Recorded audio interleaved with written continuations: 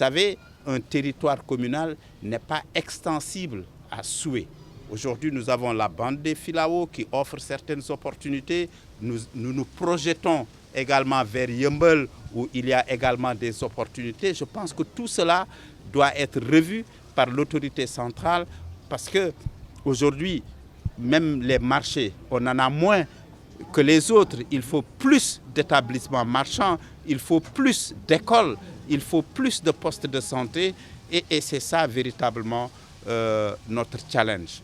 Et nous allons travailler en équipe, nous allons aller chercher les opportunités qu'offre l'État central parce qu'on parle beaucoup de territorialisation de politique publique parce que nous pensons qu'aujourd'hui, les mairies avec la fonction publique locale doivent être suffisamment outillées en termes de ressources humaines, en termes d'infrastructures pour pouvoir, pourquoi pas, prendre en charge les constructions d'écoles, les constructions comment on appelle ça, de postes de santé, etc., parce que c'est à la portée des communes.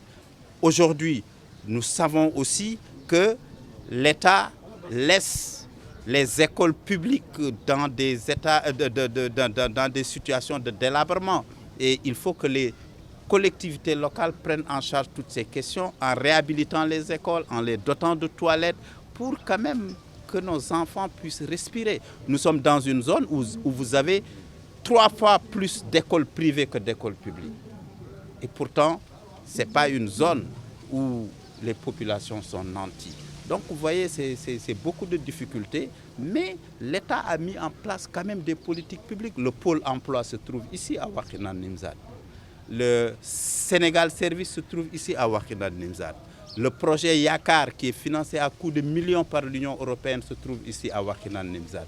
Donc le stade, certes départemental, de Ndiarème se trouve également à Wakhinane Nimzatt. Nous avons des centres de formation, nous avons le CRE, le centre de recherche et d'essai.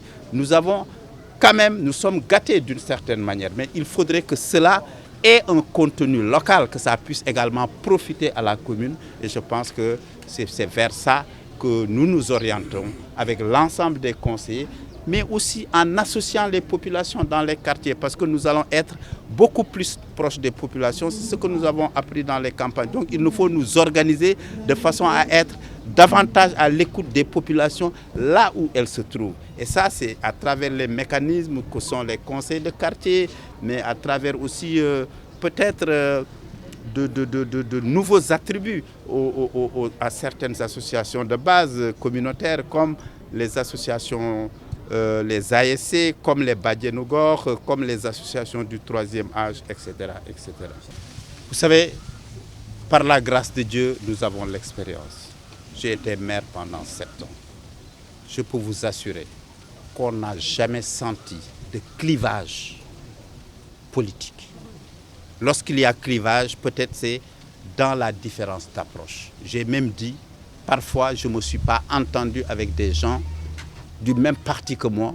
C'est des gens d'autres partis qui m'ont soutenu.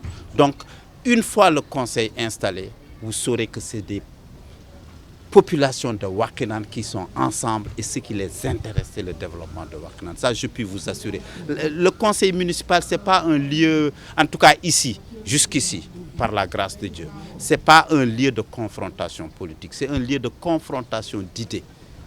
Un conseiller vient avec un projet, quelle que soit son appartenance politique. Et le conseiller, c'est véritablement un VRP, il représente sa commune. Quand il va ailleurs, il voit une opportunité qu'il peut faire venir dans sa commune. Il présente cette opportunité, on en discute. Et ça, je vous laisse la latitude de faire les enquêtes. Mais franchement, il n'y a jamais eu de confrontation politique. Et ce sera le cas.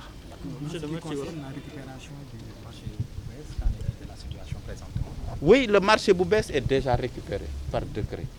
Mais vous savez, chaque chose en son temps. On a été à un moment dans la campagne électorale.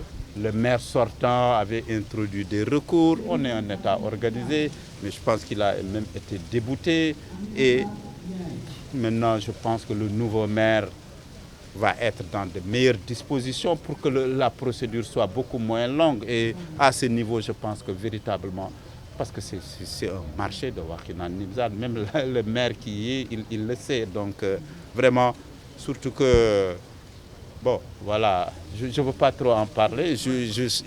Peut-être que j'aurais souhaité que Cheikh Dieng rempile, mais il n'a pas rempli. C'est un maire nouveau qui est là-bas, pas parce qu'on est de la même obédience, mais bon, il va avoir une lecture très rationnelle et très administrative, mais aussi